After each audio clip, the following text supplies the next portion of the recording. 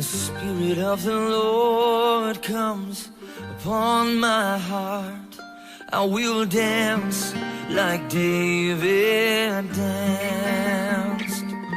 When the Spirit of the Lord comes upon my heart, I will dance like David danced. I will dance, I will dance, I will dance like David danced. I will dance, I will dance, I will dance like David danced.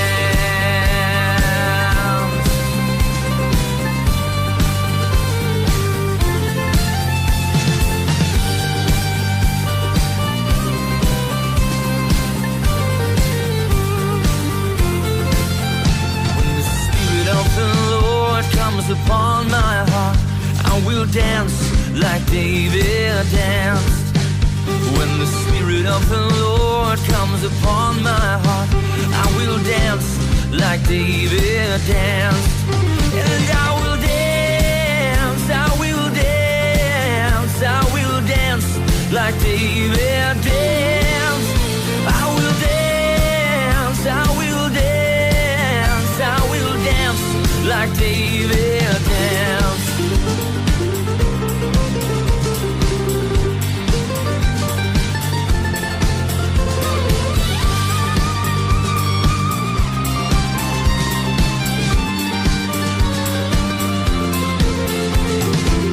Let the heavens be glad, let the earth rejoice, let the nations say the Lord reigns. Let the heavens be glad, let the earth rejoice, let the nations say the Lord reigns.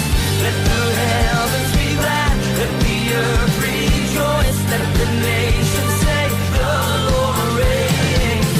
Let the heavens be glad, let the earth rejoice, let the nations say the Lord reigns. I will dance, I will dance like David danced. I will dance, I will dance, I will dance like David danced. And I will pray, I will pray, I will pray like David prayed. I will pray, I will pray, I will pray like David prayed. I will sing, I will sing, I will sing like David sang. I will sing, I will sing, I will sing like David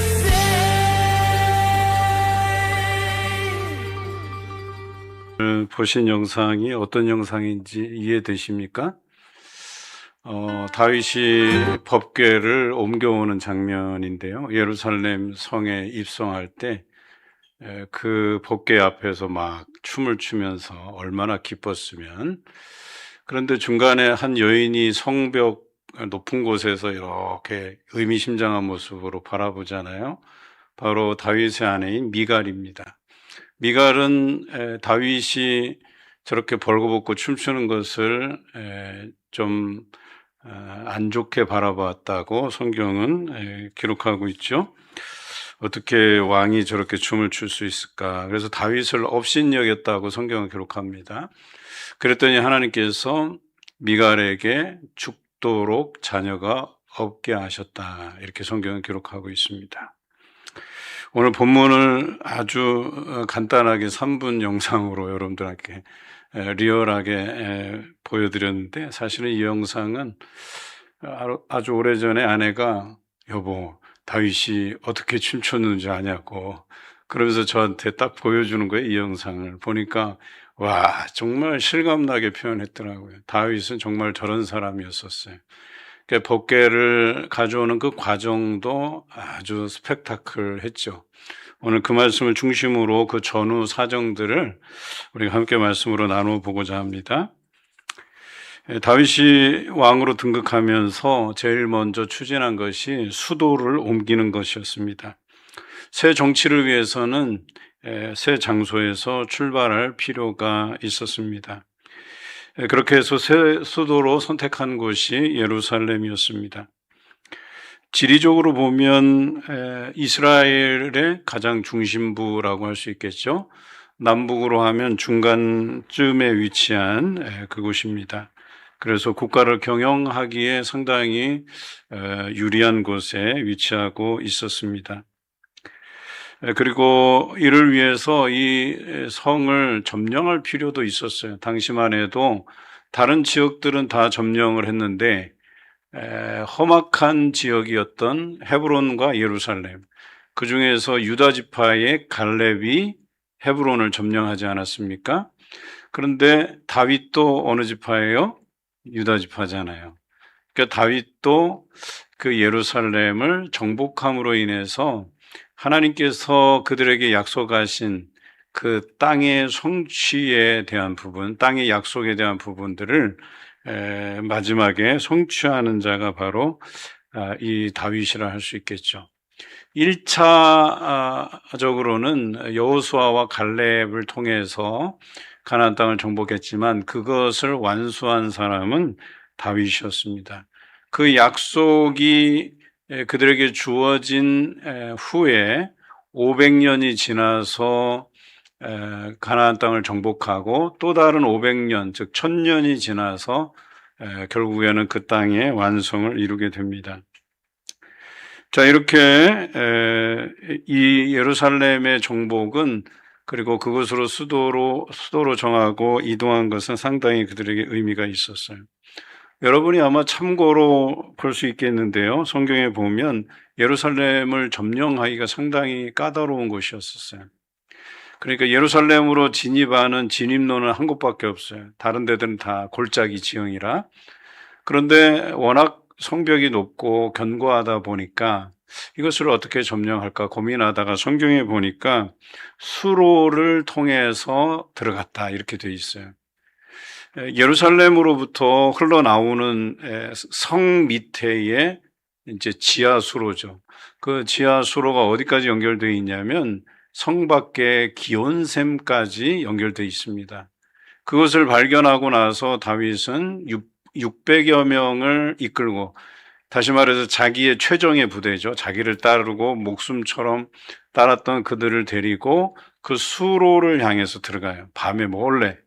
그래서 다 들어가서 그 안에 성을 지키는 사람들을 다 죽이고 성문을 열고, 그리고 바깥에 있는 군사들이 동원돼서 예루살렘을 일시에 기습해서 점령하게 됩니다.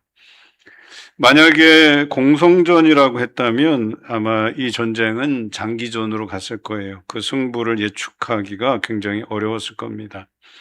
자, 이렇게 해서 예루살렘을 점령하게 되고 그곳을 지리적인 그 이점을 이용해서 수도로 정하게 됩니다. 또 한 가지 목적은 이렇습니다. 헤브론에서 왕으로 등극했는데 거기에서 통치를 해도 무리는 없었을 거예요. 그러나 여러 지파들의 통합을 위해서는 헤브론을 나갈 필요가 있었다는 거예요. 헤브론은 유다 지파의 상징입니다. 그러면 유다 지파를 중심으로 해서 통치가 이루어지다 보니까 어때요? 다른 지파들이 불만을 가질 수밖에 없는 거죠. 그래서 그들의 불만을 어때요? 하나로 통합하기 위해서라도 헤브론을 나가서 그 유다 지파와 베냐민 지파의 중간에 있는 바로 이 예루살렘 성을 택할 수밖에 없었던 것입니다. 물론 이 예루살렘이 헤브론을 나갔지만 여전히 예루살렘은 유다 지파의 진영은 맞습니다. 그럼에도 불구하고 그곳이 지리적인 이점도 있고 또 난공불락의 요새인 것도 좋은 수도로서 좋은 여건이 되는 것이죠. 그런데 더 중요한 사실이 있습니다. 가나안 땅의 대부분은 점령했지만 바로 그 예루살렘만은 정복하지 못했던 것이죠. 그래서 가나안 족속 중에 여부스 족속이 그것을 차지하고 있었어요. 그러니까 그곳을 점령해서 수도로 삼는 데에는 지리적인 이점뿐만 아니라 하나님께서 아브라함에게 약속하신 그 땅의 약속을 완전하게 성취하는 사람이 다윗이었다는 거예요. 그러니 다윗이 얼마나 탁월한 안목을 가진 사람인가를 알아야 돼요.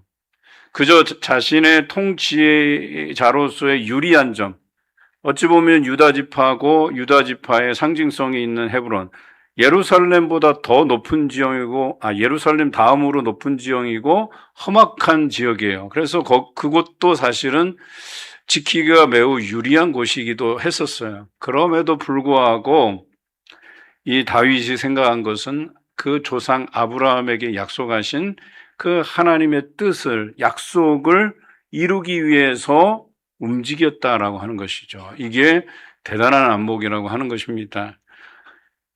다윗은 하나님의 뜻을 날마다 헤아리기를 힘썼고, 그래서 하나님께서 아브라함에게 약속하신 그 말씀을 이루는데 집중했다라고 하는 것이죠. 그런 의미에서 예루살렘은 대단히 그에게뿐만 아니라 우리 백성에게 있어서도 상당히 의미 있는 일이었다라고 하는 것입니다. 자, 이렇게 해서 다윗이 유다 지파의 왕으로 등극한 지 7년 6개월이 지나서 이스라엘의 왕이 되고, 그 다음에 예루살렘을 정복함으로 인해서 하나님의 뜻을 이루어드리고, 그리고 그곳에 수도로 정하고 제사장 나라를 이루어가는데 초석을 놓게 되죠. 자, 이것이 고대 근동지방에 알려지게 돼요. 그래서 그 다윗이 나가는 전쟁마다 이기고, 또 그가 사울을 뛰어넘는 이 제국의 면모보다 더 훌륭한 국가의 면모를 갖추는 것을 보고 그 주변 국가들도 다윗을 돕게 되는데, 그 돕게 되는 나라들 중에 여러분이 꼭 기억해야 될 두 도시가 있어요. 그것은 바로 두로와 시돈입니다. 시돈은 좀 뒤로 제껴두더라도 두로는 여러분들이 기억하셔야 돼요. 여러분, 두로 왕 누굴 말합니까? 히람이죠. 히람. 두로 왕 히람이 왜 중요한 인물인 줄 아십니까? 이 예루살렘을 수도로 정하고 그곳에 다윗을 위한 왕국을 건설하는 데 있어서의 재료들을 대주는 데가 두로였었어요. 그곳에 좋은 목재가 있었고, 또 두로는 어때요? 페니키아 문명 중에서도 해양, 그러니까 배를 통해서 무역하는 나라였는데, 당시만 해도 낮에만 배를 운행을 했지 밤에는 그 배를 움직일 수가 없었거든요. 그런데 최초로 밤에 배를 움직일 수 있었던 나라가 바로 두로라는 나라입니다. 그래서 오빌이라고 하는 곳까지 배를 몰고 와서 금을 실어 와서 무역을 했던 나라예요. 그러니 돈이 많을 수밖에 없죠. 그런데 거기에는 아주 훌륭한 백향목들이 자라나고 있었어요. 그것이 나중에 다윗의 왕궁을 짓는 데에도 도움을 주고, 나중에 솔로몬이 하나님의 성전을 짓는 데에도 도움을 주었던 사람이 두로 왕 히람입니다. 자, 그들이 그렇게 그 다윗과 협력해서 다윗을 조력하게 만든 것도 다 하나님의 뜻이었다고 보는 거죠. 두로가 얼마나 대단한 나라였냐면 아프리카의 튀니지, 그리고 스페인, 이런 지역들을 식민지로 둔 그런 나라였다라고 하는 것입니다. 그리고 이들이 무역을 하기 위해서 언어를 만들게 되는데, 이집트에는 이미 상형 문자가 있지 않았습니까? 그래서 이집트의 글자를 가져와서 그것을 변형시켜서 문자를 만드는데, 그게 알파벳의 기원이 되는 겁니다. 그래서 여러분이 어릴 때부터 배웠던 ABCD 하는 게 거기서 나왔다는 거예요. 이것이 지금도 유력한 알파벳의 기원으로 알려져 있다라고 하는 것이죠. 다윗이 왕이 되었다는 이제 소식을 듣고, 이제 어때요? 정권 초기가 제일 불안정하잖아요. 그러니까 왕이 바뀌고 새롭게 등극했을 때 나라를 정비하고 뭐 군사도 키우고 해야 되는 그런 과제가 있지 않습니까? 그러니 주변 국가에서 나라를 침공할 때 제일 유리한 시점이 왕이 바뀌었을 때, 나라가 큰 변동이 있었을 때, 그리고 더군다나 어때요? 아브넬이 이스보셋을 암살하게 되잖아요. 그러니까 어때요? 어찌 보면은 국가의 정변이 일어난 거예요. 그래서 그 정변이 일어난 나라를 이제 다윗이 통합해서 왕으로 등극한 것인데, 이때가 블레셋으로는 침공하기가 딱 좋은 때였습니다. 그래서 그들이 예루살렘으로 진격하게 되죠. 그래서 블레셋은 르바임 골짜기에 진을 치고 전쟁을 벌입니다.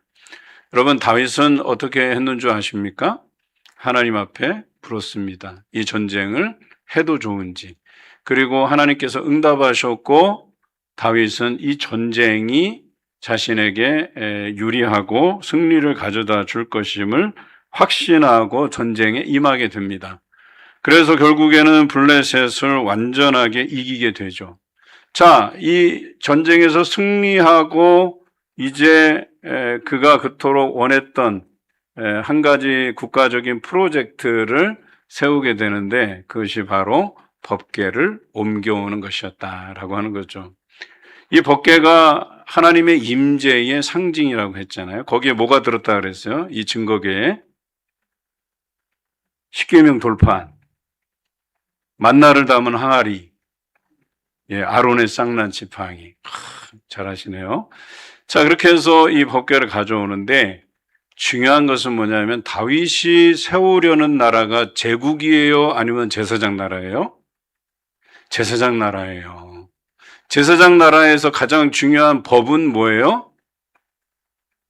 뭐예요? 십계명이에요. 십계명. 하나님께서 주신 십계명. 그 십계명 두 돌판이 넣어져 있는 법궤가 그래서 중요했던 겁니다. 이해되시나요? 그러니까 다윗이 세우고자 하는 그 나라는 제국이 아닌 하나님의 나라, 제국의 법을 어디서 본떠와서 그 제국의 법대로 나라를 만드는 것이 아니고 하나님의 법궤, 즉 하나님의 그 십계명 두 돌판이 있는 그 법궤를 가져와서 그 하나님의 법을 가지고 이 나라의 통치 이념으로 삼았다라고 하는 것, 이것이 중요한 것이죠. 그래서 다윗은 법궤를 옮겨오는 것을 프로젝트로 삼은 거예요. 가장 시급하고 가장 중요한 것이 바로 이 법궤를 옮겨오는 것이었습니다. 그래서 군사를 동원하는데 3만 명을 동원해요. 아까 예루살렘을 점령하는데 몇 명 동원했어요? 600명. 예루살렘을 점령하는 것도 대단히 중요한 프로젝트긴 했는데 600명을 동원해서 기습해서 점령을 했지만, 그런데 이 법궤 하나 옮겨오는데 얼마를 동원했다고요? 3만 명. 그래서 당시에 바알레 유다라고 하는 기랏 여아림이라고 하는 이 곳에 법궤가 모셔와 있었죠. 왜 그랬습니까? 그 블레셋이 법궤를 가져간 후에 그들의 신전, 다곤 신전에 법궤를 갖다 놓기만 하면 그 다음날 와서 보면 다곤 신전에 있는 다곤 신상이 그 법궤 아래 고꾸라지거나, 또는 그 법궤를 옮겨간 도시에 막 전염병이 다 돌아갔고 사람들이 곤욕을 치르기 시작하니까, 야, 이거 저들이 말하는 하나님의 임재가 이 법궤를 통해서 일어나는가 보다 진짜 믿고 그들이 그것을 기럇 여아림에 옮겨놓은 것이에요. 그래서 블레셋과의 전투에서 크게 이기고 그것을 가져와야 되겠다라고 생각하고 이런 프로젝트를 시작한 겁니다. 처음에는 오늘 성경에 보면 우사와 아효가 그 수레를 몰고 와서 그 수레에 법궤를 싣고 이제 출발한 거예요. 그리고 소가 그것을 끌었다라고 성경은 기록하고 있죠. 그런데 나곤의 타작마당에서 법궤를 실은 소가 뛰기 시작해요. 그리고 그 법궤가 흔들리거나 떨어질까봐 그 아효와 우사 중에 우사가 덜컥 그 법궤에 손을 대게 됩니다. 그리고 나서 어때요? 우사가 그곳에서 죽게 되죠. 다윗은 그 즉시로 모든 행렬을 중단시키고 3만의 군사를 해산시켜요. 그리고 그 법궤를 오벳 에돔의 집에 옮겨 놓습니다. 여러분, 한 사람이 죽었어요. 국가적인 프로젝트 하면서 뭐 한 사람 뭐 희생당하는 거 그 정도는 감수할 수 있겠다. 우리는 이렇게 생각할 수 있겠지만 다윗은 이 문제에 대해서 굉장히 예민했습니다. 이게 무슨 의미일까? 이런 생각을 했던 것이죠. 그래서 곰곰이 생각하기 시작해요. 그리고 시간을 두고 우리가 뭘 실수했는지, 그리고 정말 이 법궤를 옮겨오는 것이 맞을까? 이런 고민들도 했을 겁니다. 그리고 지켜보던 중에 오벳에돔의 집에 법궤가 있는 동안에 그 집이 복을 받았다는 소문을 듣게 돼요. 아, 이 법궤는 옮겨와야 맞구나, 이런 생각을 하게 되죠. 그리고 자료를 다 수집해봐요. 그런데 실수한 것이 있었어요. 뭐예요? 법궤를 옮겨올 때는 누가 매야 돼요? 레위의 자손들 중에서도 고핫 자손들, 고핫의 후손들이 이것을 어깨에 매는 일을 했다는 것을 알게 돼요. 아, 그래서 그때부터 이 법궤를 옮겨오는 일에 고핫 자손들이 이제 나서게 됩니다. 그들이 법궤를 메고 걷는데 6걸음 걸을 때마다 다윗이 하나님 앞에 제사를 드려요. 그 오랜 걸음일 텐데 6걸음 걸을 때마다 제사 드리고 또 6걸음 걸을 때마다 또 제사를 드리고, 그러니 다윗이 얼마나 이 법궤에 공을 들였는지를 우리가 잘 알 수 있는 대목입니다. 그리고 드디어 예루살렘 성에 입성할 때 아까 영상에서 보셨듯이 어때요? 예, 우통을 탁 벗어 제끼고 그냥 신나게 춤을 추는데, 그동안 저도 이 장면들이 궁금했는데 이 영상 하나 보고 나서 그랬겠구나. 다윗이 참 음악적인 감각이 뛰어났어요. 그러다 보니까 하나님을 찬양하는 그 시들을 많이 남기지 않았습니까? 여러분이 기쁨이 충만할 때 어때요? 춤추십니까? 춤춰 보셨어요? 예, 저는 전도사 시절에 아이들하고 같이 이제 수련회를 가잖아요. 그러면 수련회 장소를 인적이 드문 데다가 딱 마련을 해요. 왜냐하면 밤새도록 찬양하고 놀라고. 그래갖고 진짜 강원도 삼척에 가면 미로면에 주변에 마을도 별로 없어요. 야, 여기서 시컨 떠들어도 되겠구나. 그래서 우리 그 찬양단을 초빙해갖고 같이 새벽까지 찬양하고 춤추고 뛰고 그냥 마음껏 그냥. 근데 그때를 생각해 보니까 저도 거의 머리가 천정에 닿을 것처럼 뛰었던 것 같아요. 아이들이랑 막 뛰면서 찬양하면서 그때 했던 노래 중에 하나가 나는야 다윗처럼 춤을 출 거야, 이 노래를 하는데 그때 모습하고 이게 매칭이 되는 것 같아요. 진짜 거기에 있던 그 누구도 한 사람도 빼놓지 않고 다 뛰기 시작하는 거예요. 다윗의 심정이 돼보는 거예요. 찬양하면서. 여러분 어떻습니까? 하나님 앞에 우리가 부끄러울 게 뭐가 있겠어요? 춤추는 거 마음껏 할 수 있죠. 찬양하는 거 마음껏 할 수 있죠. 다윗은 벌거벗고 춤췄는데, 그렇다고 해서 여러분들이 벌거벗고 춤추라는 얘기가 아니에요. 그 하나님 앞에 저렇게 법궤가 옮겨오는 것에 대해서 기뻐할 수 있다면, 여러분 저는 그것이 우리의 인생에서 본받을 점이라고 생각해요. 하나님의 임재의 상징, 법궤가 들어오면서 하나님께서 자신에게 준 그 제사장 나라의 통치 이념과도 맞물려서 그 프로젝트에서 가장 중요한 법궤를 옮겨오게 된 것에 대한 그 기쁨의 춤을 추는 것이 저는 충분히 이해가 갑니다. 저는 아마 우리나라의 역사 가운데 제가 춤을 출 수 있는 유일한 것 하나를 꼽자면 아마 남북 통일일 것 같아요. 통일이 되면, 제가 살아있는 동안에 통일이 되면 저는 진짜 춤을 출 것 같아요. 밖에 나가서 막 춤출 것 같아요. 우리 2002년 월드컵 때 여러분 기억하십니까? 이야, 우리나라가 4강까지 갈 거라고 생각지도 못했는데 한 게임 한 게임 이길 때마다 난리 법석이에요, 그냥. 그래서 경기하고 나서 밤에 어때요? 차 몰고 나와갖고 이야, 그냥 경적을 다 울려대기 시작하는데 여러분 느껴보셨어요?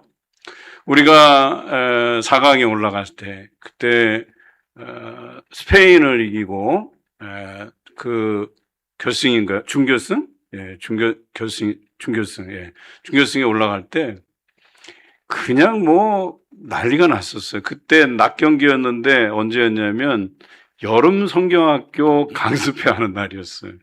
그런데 그 교사들이 다 모여갖고 강습회 하지 말고 축구 보자고. 그래갖고 강사님이 모셔왔는데 강의도 안 듣고 축구 경기를 봤다는 것 아니겠어요? 여러분들 기억하실까 모르겠어요?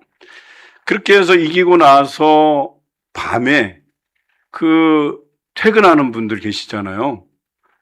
퇴근하면서 빠방빠방빵 이걸 계속 누르면서 다 막 퇴근을 하는 거예요. 얼마나 기뻤으면. 여러분, 다윗의 심정이 그보다 덜하지는 않았을 거예요. 그래서 그는 하나님의 법궤 앞에서 춤출 수 있었던 것이고요. 적어도 이 모습에 대해서 우리가 함께 환호를 하고 박수칠지언정 오늘 성경에 보면 미갈과 같이 아이고 저 왕이 좀 채통을 지켜야지 하고 업신여겼을 때 어때요? 그에게 하나님의 저주가 임하고 자식을 낳지 못하는 안타까운 지경에 놓이게 되지 않습니까? 저는 이렇게 생각을 해요. 내가 하나님 앞에 기쁨으로 인해서 춤추지 못할 망정 춤추는 사람들 또 열심히 잘하고 있는 사람들 그 사람들을 응원해야지 그 사람들을 향해서 업신여기고 비난할 이유는 없을 것 같아요. 여러분 적어도 우리는 앞장서서 춤추지는 못할 망정 그 장단에 맞춰 박수라도 쳐줄 수 있는 그런 믿음의 성도들이 되시기를 주님의 이름으로 기원합니다. 그리고 다윗은 법궤가 도착하자마자 하나님 앞에 다시 번제를 드리고 화목제를 드려요. 번제는 하나님 앞에 드리는 최고의 희생 제사고 또 화목제는 어때요? 하나님께 드리는 제사이면서 동시에 그 화목 제물을 사람들과 나눌 수 있는 축제의 한마당에서 드릴 수 있는 제사였습니다. 그래서 다윗은 자신의 기쁨만으로 그치는 것이 아니라 화목제를 통해서 그 기쁨을 백성들과 함께 나누고자 했다는 것도 대단히 중요합니다. 여러분 간증에 대한 이야기를 할 때 저는 여러분들이 소극적으로 뭐 창피하게 무슨 내가 뭐 대단한 삶도 산 것도 아닌데 무슨 간증을 하냐고 아닙니다. 간증을 통해서 하나님이 역사하신 사건들을 소소하게나마 나눌 수 있다는 것이 바로 화목제의 의미를 가지고 있다는 거예요. 같이 그 기쁨을 나눌 수 있다는 것 아니겠습니까? 오늘 이와 같은 말씀 안에서 저와 여러분이 같이 기뻐하고 같이 춤출 수 있고 또 그 춤의 장단에 맞춰 우리가 박수라도 칠 수 있다면 저는 우리 교회가 건강한 교회, 아름다운 교회가 될 줄로 믿습니다. 다윗은 어떠한 자리에 있든지 그러했어요. 목동의 자리에 있든지 도망자 신세에 있었든지 오늘 왕 위에 오른 상황에서도 자기 체면이 중요하지 않았어요. 오직 하나님을 기쁘시게 하는 게 뭘까? 이것을 하나님이 나를 기쁘시게 하면 나는 그 기쁨을 하나님 앞에 충분히 표현해 드리고자 했던 사람이 다윗이었습니다. 저는 여러분들이 이 다윗과 같은 사람이 되기를 원합니다. 어떤 자리에 있든지 여러분들이 하나님 앞에 그 기쁨으로 춤출 수 있는 그런 성도들이 다 되어 가시기를 주님의 이름으로 기원합니다. 우리 함께 통성으로 기도하기를 원합니다. 다윗처럼 하나님의 뜻을 이루어 드리는 그 약속의 땅을 그가 기억하고 아브라함에게 약속하신 하나님의 그 약속을 이루기 위해서 예루살렘을 점령하고 그것을 수도로 삼았던 다윗이었습니다. 그것이 하나님께서 기뻐하실 만한 일이라고 판단하고 그렇게 했습니다. 또 그 법궤를 옮겨오는 것을 국가적 프로젝트로 삼고 그것의 기쁨을 춤으로 표현하고 하나님 앞에 즐거이 뛰었던 그 모습을 우리가 묵상합니다. 이 시간 그 다윗처럼 우리도 하나님의 일들을 기쁨으로 감당할 수 있기를 원합니다. 그런 우리가 되도록 여러분 기도해 주시기 바랍니다. 하나님의 뜻을 이루어드리는 것에 참 기쁨을 누리게 해달라고 기도하시고, 이 시간에도 힘겹게 투병하는 환우들과 우리 자녀들을 위해서 우리 통성으로 기도하겠습니다. 아버지 하나님 감사합니다. 이 시간 우리가 다윗의 아버지 그 왕위에 올라서 가장 중요한 예루살렘을 점령하고 그것을 수도로 지정하는 일과 블레셋과의 전투에서 이기고 법궤를 다윗성으로 옮겨오는 그 과정의 이야기들을 묵상합니다. 정말 우리도 다윗처럼 하나님의 뜻을 이루어드리는 일에 우리 자신들이 관심 가지고 아버지 그 무엇이라도 하나님 앞에 드리기 위해서, 하나님이 기뻐하시는 일들을 행하기 위해서 아버지 기도하며 행하는 저희가 되기를 간절히 원합니다. 그래서 그것이 아버지 부끄러운 것이 아닌 정말 하나님 앞에서 언제라도 춤출 수 있는 우리의 신앙이 되기를 간절히 원합니다. 그렇게 해서 아버지 우리가 아버지 어디에 있든지 어떤 신분으로 있든지 아버지 하나님 앞에 늘 아버지 기쁨으로 행하며 하나님의 뜻을 온전히 이루어드리는 우리 성도들이 되게 하여 주시옵소서. 아버지 이 시간 힘겹게 투병하는 우리 환우들을 위해서 기도합니다. 하나님께서 그 믿음의 기도를 들으시고 응답해 주실 줄로 믿습니다. 아버지 또한 그 의로운 오른손으로 붙드셔서 그 믿음의 기도가 병든 자를 고치는 귀한 역사가 일어날 수 있도록 치료의 광선을 부어주시길 원합니다. 그래서 그들이 그 병석에서 일어나서 하나님을 높이 예배드리는 그 예배의 자리에 서갈 수 있도록 하나님 역사하여 주시옵소서. 아버지 또한 마음의 상처로 인해서 어려워하는 아버지의 성도들도 위로하시고 아버지 속히 털고 하나님 앞에 온전히 설 수 있도록 인도해 주시옵소서. 이 시간 자녀들을 위해서 기도하오니 아버지 저들이 아버지 이번 학기를 잘 마무리 짓게 하시고 더욱 하나님 앞에 가까이 나아가는 자녀들이 되게 하여 주시길 원합니다.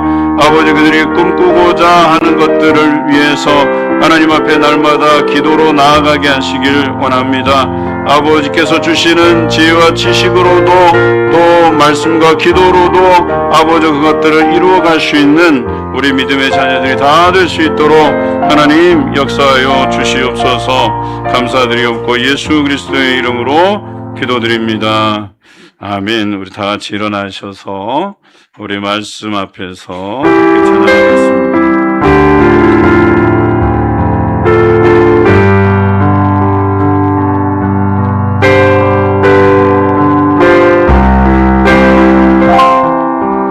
말씀 앞에서 경외함으로 주께 홀로 섭니다. 생명의 말씀 믿고